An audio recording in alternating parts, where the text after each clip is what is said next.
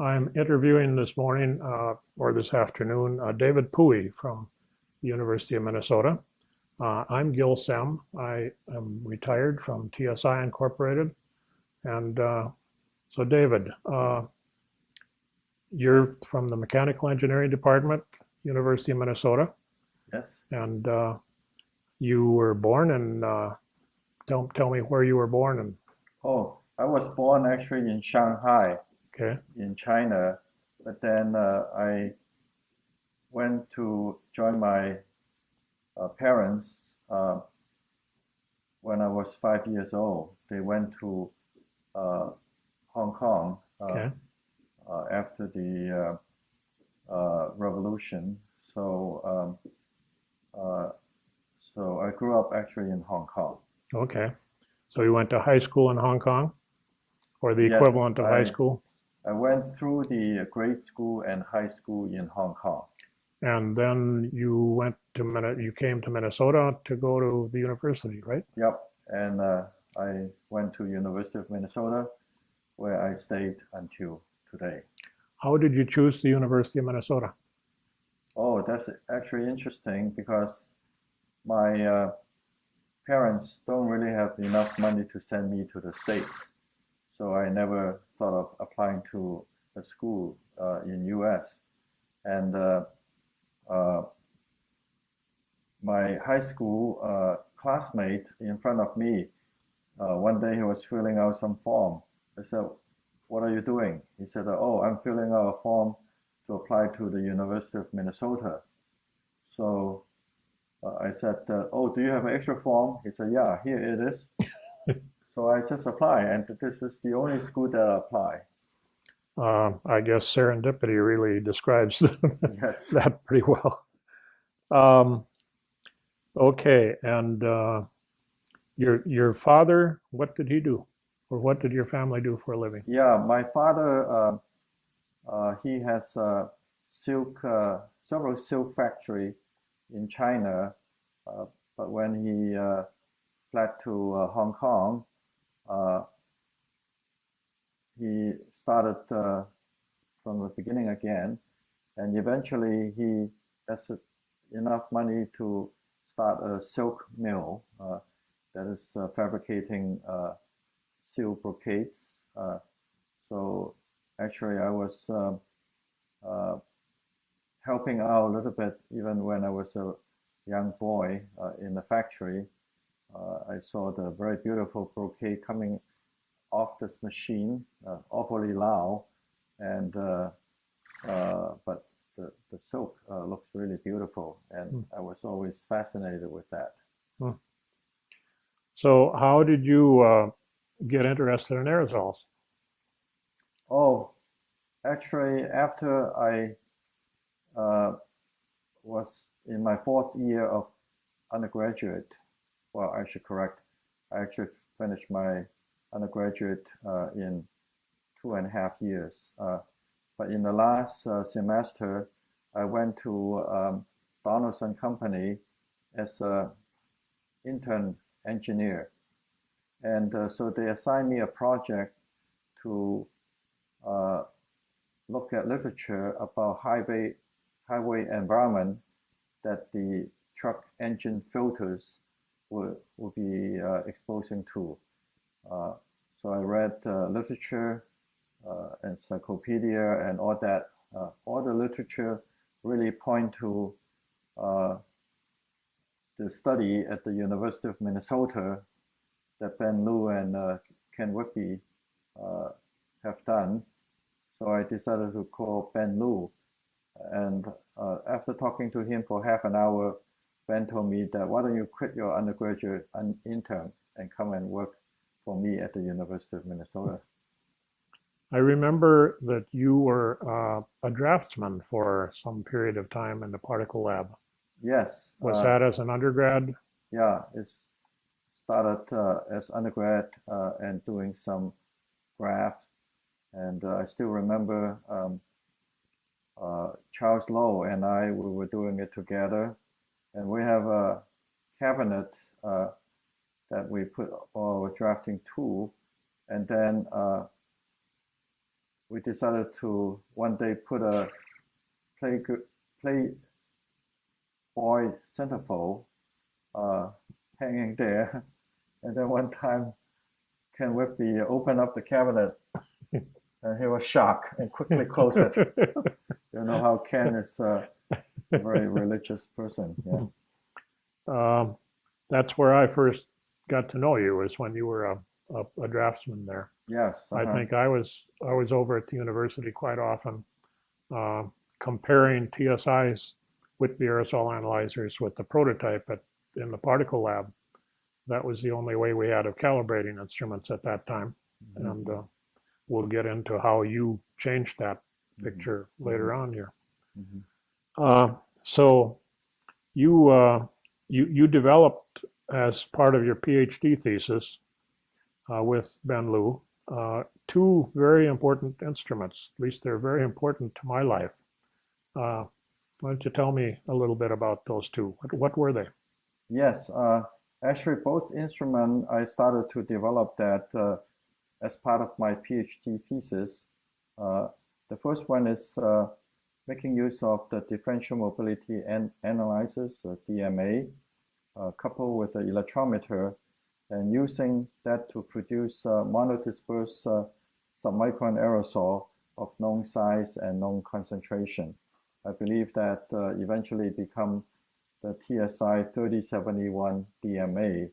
Now you had to develop the prototypes of that Yes. instrument, right? Yes, Right from scratch. Yes, that's right. And the second instrument is the electro aerosol analyzers for submicron aerosol measurement.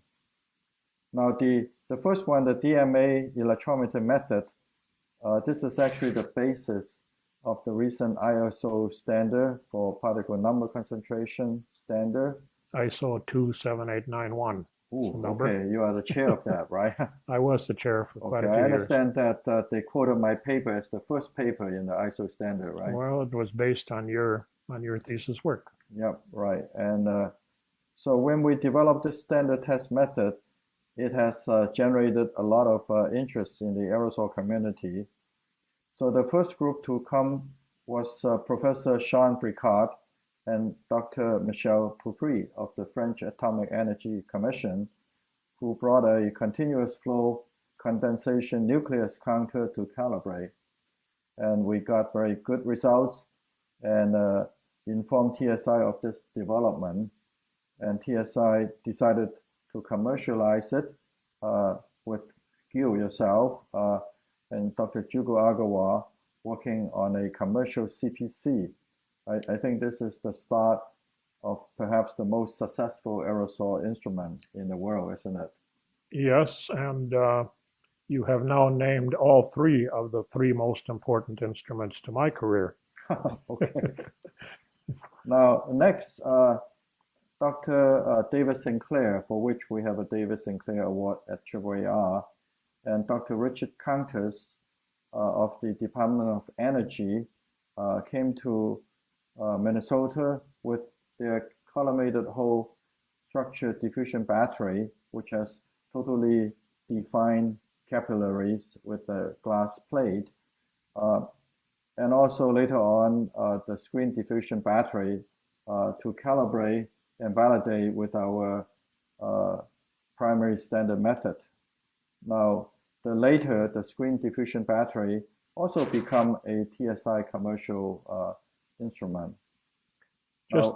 Just out of curiosity, did David ever talk at all about his father, who was a very colorful guy? Yes, Upton Sinclair, isn't it?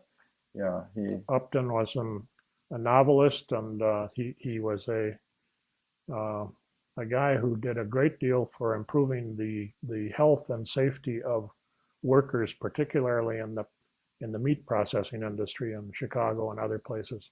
Yeah. And he was also a politician on the far left. I think he actually ran for governor of California on the Communist Party in the 30s. So, oh wow.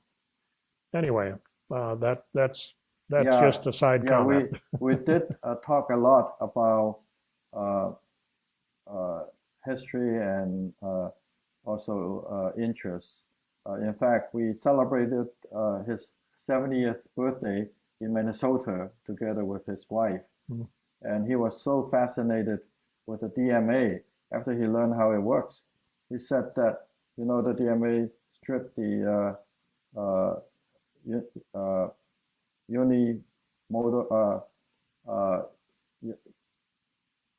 uniform size particle of the equal mobility out, and so it then provide a standard size, and when you pass it to the electrometer measuring the current, then it will give you the concentration. David was so fascinated with that method that he said, this is the Minnesota stripper. So, but anyway, we did a lot of good work from his visit. We verified the diffusion battery theory with the electromobility method. I believe this is perhaps the first proof of the Einstein's first equation, D equals to KTB, using the aerosol technique. So that was a very fun activity that we did with David Sinclair. Now the third important activity using the DMA method, you are heavily involved in that. Professor Othmar Preining organized a workshop on ultrafine aerosols, so-called workshop at the University of Vienna. We brought one of the new commercial TSI 3071, perhaps just off the shelf, with a constant flow atomizer to Vienna to calibrate a variety of condensation particle counters. The participants include famous names like Lu, Pui, McMurray, Sam, Agarwal, Preining, Wagner, Szymanski, Reichel, Pohl, Janicki, Hogan, Rich, Okuyama, and Kosaka. I believe that it was the first CPC workshop with the available counters at the time. One correction to that. I was not actually in Vienna at that time. I went to Vienna about a decade later in a workshop by Paul Wagner, a very similar kind of a workshop. Okay. Wagner and Reichel were part of that. Okay. Well, but Agarwal was there. The reason I read your name out is that you are on the paper that we published, perhaps to acknowledge your development of the commercial perhaps 3071. Okay. And then the electrical aerosol analyzer. That was an important instrument for me and for TSI. Yes. This is the second part of my thesis. People always ask me, how come you calibrate a mobility analyzer with another mobility analyzer, that is the DMA? So it's quite an interesting project for me. Now, the EAA development and is the second part of my thesis, and I work on diffusion charging theory of aerosol for the EAA data analysis.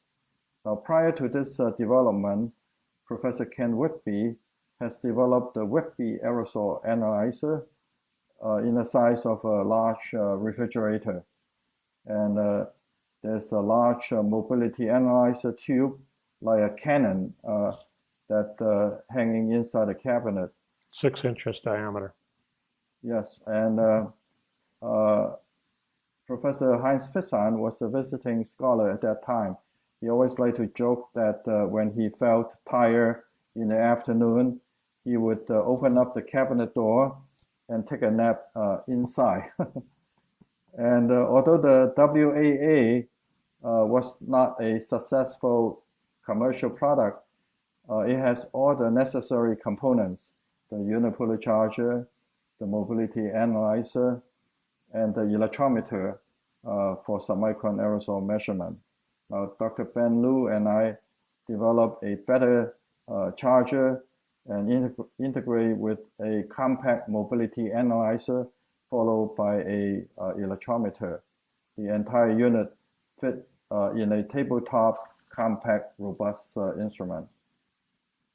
Now, we put all the components into an aluminum box with push button control.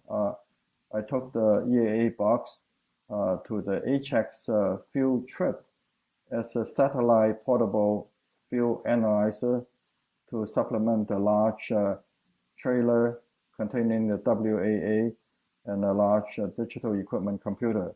I think you stay with that trailer all the time. Yeah.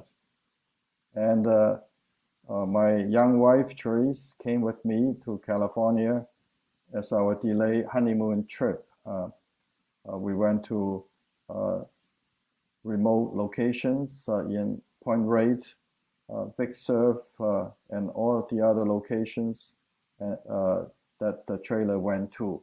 So with that portable instrument. The trailer didn't get to go to Point Reyes. No. Yeah, we drove actually a very large motorhome on Highway 1 and scared my wife to death. So later, Dr. Whitby and Dr. William Wilson asked me to bring the EAA box to Battelle, Columbus to perform engine exhaust measurement. And we wrote a paper on APCA Journal with Whitby, Wilson, Miller, Levy, probably the first time the EAA was used to measure engine exhaust. Now, after the HX, you started to develop the commercial version of the EAA with Dr. Lu and I as consultants. I understand that it became a very successful instrument and actually kept TSI at the aerosol instrument business. Well, maybe you can tell me a little bit of the background of that commercial development. Well, William Wilson was so impressed by what he saw you doing in California that he decided that he needed 3 of them.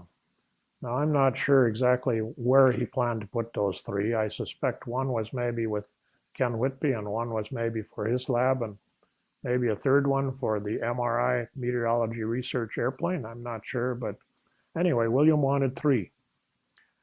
And he twisted my arm and he said, give me just price and delivery. And, any delivery is fine, but I want 3 of them. And so I went back to TSI, and it took quite a bit of discussion before I was able to convince TSI to take on the 2nd generation of an unsuccessful instrument. And the Whitby aerosol analyzer had not been a financial success. So one day I had a meeting with Mike Fingerson, the president of TSI, and my boss. And he said, finally, at the end of the meeting, he said, how long will it take you to develop? Just 3, just no more, just 3 for William. I said, oh, probably 15 or 18 months. And he said, and how much will it cost? And I said, oh, maybe on the order of $100,000. And he said, and I understand William is willing to pay $50,000 for 3 of them. He said, that means TSI is only going to lose $50,000 at the very most. I said, that's the way I see it. Mike said, good, let's do it. I said, thank you, Mike. That's the answer I wanted. And by the time we shipped William the first one of those 3, we had orders for a total of 31 instruments. Wow. So that became It quite a was successful instrument, isn't it? successful at the end of the first batch. Yeah. You probably remember that you asked me to write the instruction manual for both 3071 and 3030. I'm forever grateful for that because I hated writing manuals. Oh, yeah. So you get a good deal from me too. So anyway, you also probably remember that each time I receive a commercial instrument from TSI, the first thing I would do is to take off the cover and either throw it away or leave it out for the entire duration of the use. We even considered shipping you instruments without a cover because it would save us some money. Because for the EAA, I would like to adjust the NT value, the ions concentration times residence time that determine the particle charge from diffusion theory, so that I can adjust it to make good measurement. I was also excited to see that I scanned the voltage of the EAA, which is sampling measuring particle from DMA, and it's very steep slope. But all of a sudden, there's a shoulder, and then followed by another steep slope, and then another shoulder, and then so on. This is I'm talking about electrometric current versus collector rod voltage. And initially, I thought, what's going on? And of course, quickly realized that the instrument is so has such a high resolution that it picked out singly charged, doubly charged, triply charged. So that was quite an exciting thing for me.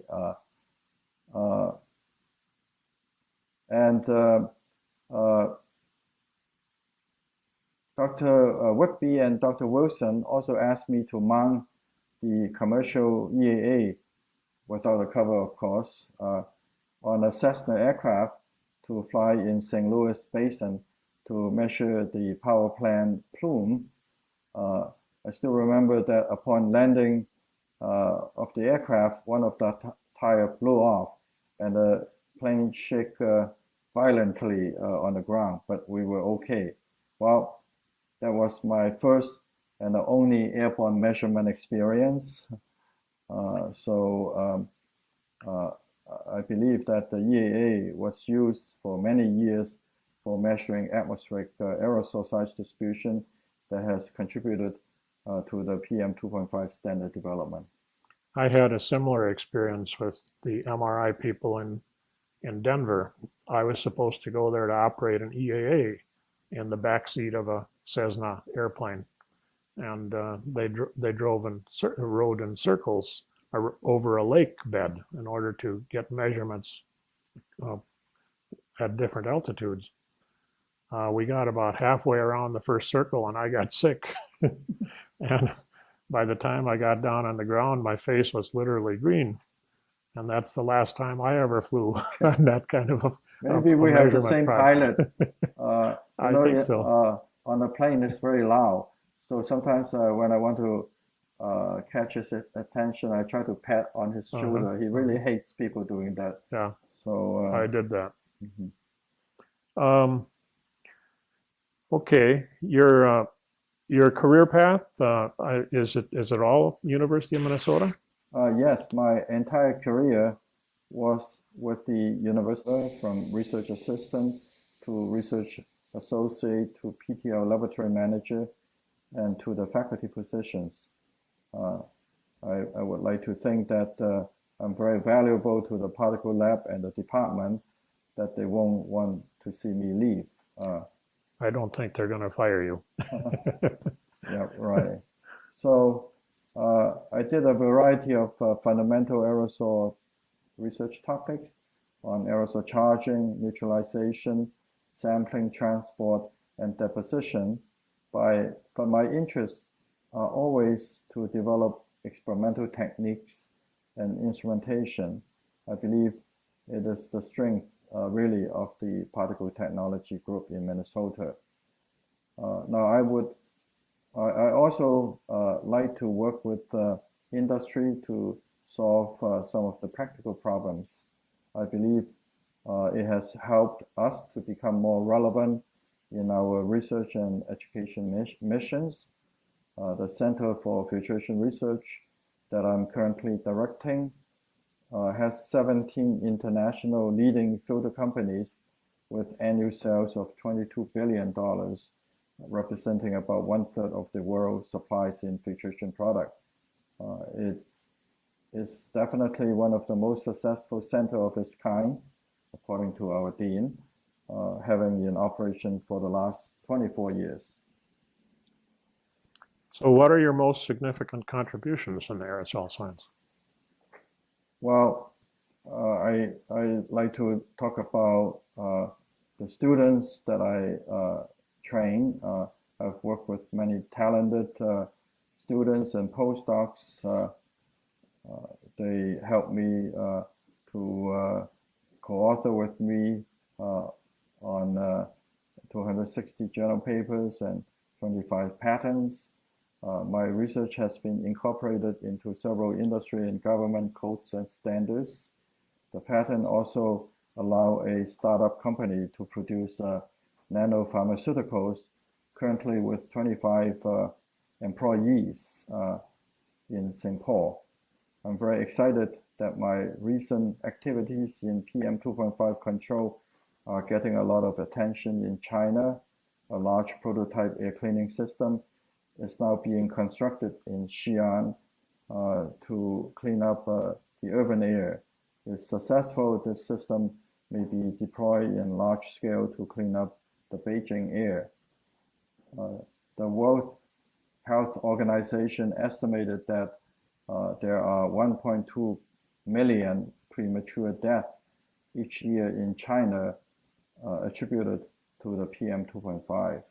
Many lives can be saved by large-scale cleaning of urban air in China, and that work can then be extended to many other major mega cities such as Mexico, New Delhi, that actually have even more severe problem than in China.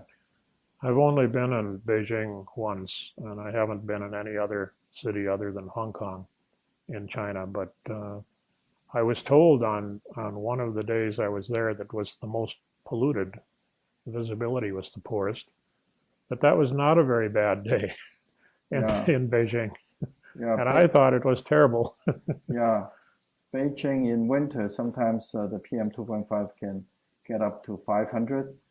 You know that in US standard is 35 microgram per cubic meter, and Beijing is 10 times or more. I should also mention that last November, during the fire up of the coal-fired power plant to heat their homes and so on, a northeastern Chinese city, Shenyang, it recorded a PM 2.5 level of 1,050 microgram per cubic meter. That's like 1 milligram per cubic meter. So this is equivalent to smoking cigarettes continuously during those days. So it's really something that the government is paying a lot of attention on. Recently, they passed a national action plan committing to spend 277 billion US dollars next 5 years to help to fix the air pollution problem. So what of your contributions are you most give you the most satisfaction? Oh, I think it gives me great satisfaction to hear my former students getting tenure, professorship in academia, and also getting important positions in the industry. I'm also happy that the instrument I developed are used around the world to help to advance aerosol science and technology. I would like to work hard next few years to help mitigate PM 2.5 in China and around the world that will make the greatest impact to a large number of people in the world. Now you have formed some very close friendships with some scientists around the world. Can you tell us a little bit about that? Oh, yes. That's one of the greatest joy for me and my family is the friendship that we have built up with our international collaborators. We have a friendship club among 4 collaborators, Professor Fissan of Germany, Dr. Pouprit of France, Dr. Kosaka of Japan, and myself here in the US. We have, at that time, daughters of similar age when they were young, and we sent them to serve as our ambassadors to go to each other's homes. So they tour French Alps, German gardens, Minnesota spot snelling, and so on. Now that they are all grown, we need to be our own ambassador. So 2 years ago, we have a friendship club reunion in Kyoto, in Japan, during the November to fall color seasons. Last August, just a couple months ago, we have another reunion in the Burgundy country in France, tasting good food and wines. So what a joy to have such a good friendship that also help our children to know the importance of international collaboration. I'm grateful that TSI, I think through your promotion, has funded a Fisan Pui TSI International Collaboration Award. This award is given once every 4 years at the International Aerosol Conference. I understand completely about the international collaboration and friendships. I did a lot of traveling to international countries when I was working at TSI, and I have friends in all over Europe and all over Japan and China and Korea and Hong Kong and Singapore, and those, some of them are very close friends, and they're very important to me. Give me a different perspective on the world. Helps me be a better citizen of the United States. What would you do differently if you were to start your career over? Well, I think I'm happy with where I am now. If I were to start over again, I probably would like to explore more topics on arts, music, history, to broaden my experience in those areas. I would also like to spend more time with my family. This is perhaps the most important part of my life. And But you would probably still be involved in aerosol. yes, Thank you very much for an interesting perspective on your life. I appreciate it. thank you, Gil. Yep.